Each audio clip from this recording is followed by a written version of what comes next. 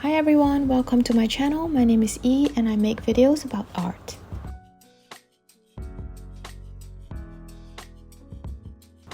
Today I'm going to be showing you the full process of how I draw portraits on my iPad. This isn't really a step-by-step tutorial, but let me know if you want me to do one where I break down the steps. Before I start drawing, I usually spend some time looking at different platforms for references and inspiration. And today's reference is from Pinterest. I picked this gorgeous lady's portrait. Shout out to her, she's beautiful. For the first initial sketch, I normally use an airbrush. It's soft and thick and it really helps with drawing out the general shapes. At this stage, I'm not really concerned with fine details like eyelashes or the colors. I just want to lock down the proportions.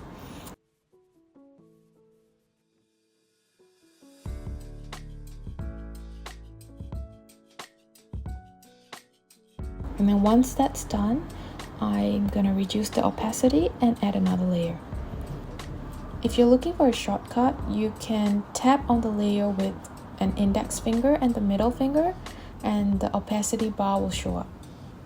And then just slide your pencil left to right to adjust the opacity. On the new layer, I'm going to start adding the details.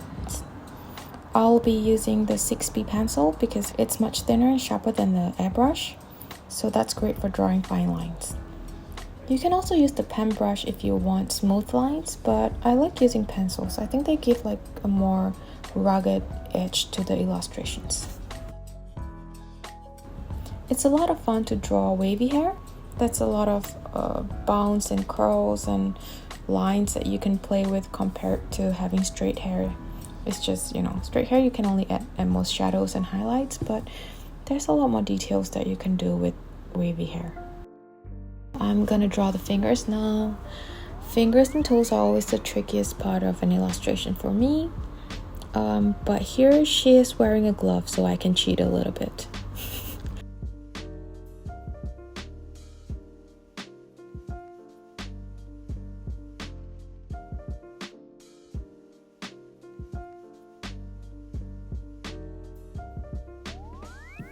Now that I've got the pencil sketch roughly done, I'm going to turn off the airbrush layer. One of the things that I learned from watching Sam Does Art videos is that you should always flip the canvas to see if everything is balanced. I did just that and I realized that some of my features were a little bit off balance, so I'm gonna use the liquify tool to adjust them. Again, this is another tip from Sam. So shout out to our big art bro. Now that I'm quite happy with the sketch, I'm going to add in even more details like the eyeliner and a bit of shading.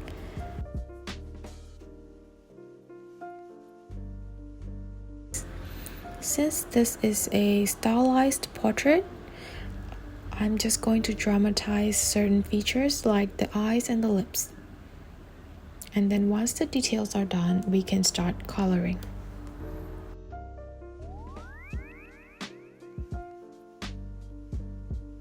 One of the good things about digital art in general is that you can use some shortcuts that lets you save time. For example, here I did the outline of the area that I want to color, and then I go to the color tool, drag and drop the color inside the area, and it's filled. So I don't have to manually color in the whole area.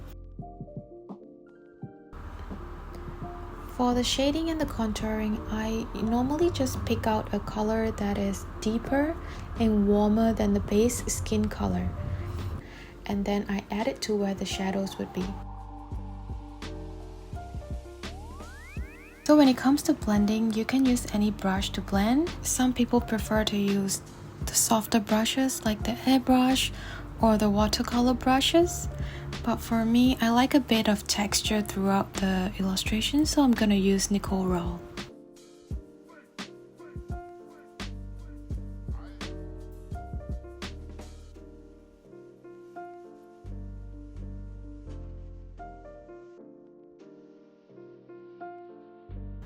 Once the shading is done, I start on the eyes. I created a new layer, added in the base eye color. Then I drew in her eyeliner and the pupil on a separate layer.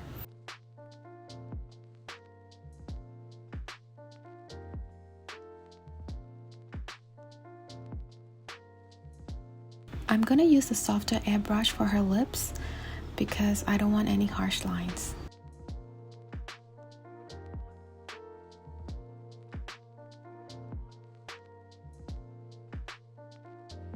I like to use similar colors for her blush and her lips. I think it kind of ties in the composition together, but that's really a personal preference. And then I filled in her brows, and I used the drag and drop method again for the hair. When I referred back to the reference photo, I noticed that her framing was much tighter. So I'm just going to select all the layers and use the transform tool to adjust the crop. Finally, I colored in her dress. I'm not going to change the colors because I feel like it goes very well with her hair. The gloves are a little bit tricky to paint simply because they are slightly translucent. So I did a solid black color and then I reduced the opacity.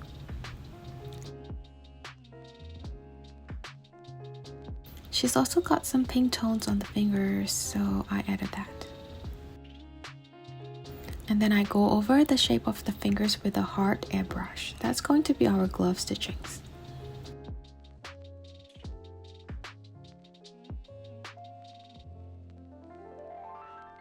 I go in with the hard airbrush for her earrings, and then for the diamonds, I use the 6B pencil.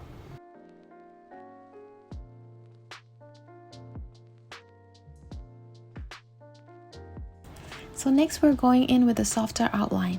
What I did was I created a new layer and set it on multiply mode. And then I used a soft airbrush to add in the shadows for the eyes, the nose, and the lips. I also traced over her jawline and the area where her hand was. For the highlight, I'm going to use light yellow on her cheekbones, the curve of her hair, and the tip of her nose. And then of course I blend it all out with my trusty nickel roll brush. This next part is slightly confusing, but basically I wanted to create the same light and shadow effect that is on the reference photo. So I created another multiply layer and I used a dark brown color to block out the areas that are in the shadows and then reduce the opacity. Finally, we come to the background. I didn't want to choose the same brown color as the reference photo, so I chose an aquamarine that is very close to her eye color. I feel like it just makes everything pop. I should be done, but I was reviewing it and I still think it needs some finishing touches, so I added some texture to her hair and I also adjusted her lip color because I just feel like it wasn't bright enough. To be honest, I'm not 100% satisfied with the illustration yet. I would have liked to add in more details, but I have to leave for a wedding in like 5 minutes, so I stopped myself from making more adjustments. Anyway, that's it for today's video. Thank you so much for watching, and if you want to see more, please like and subscribe. Have a great day and see you next week. Bye!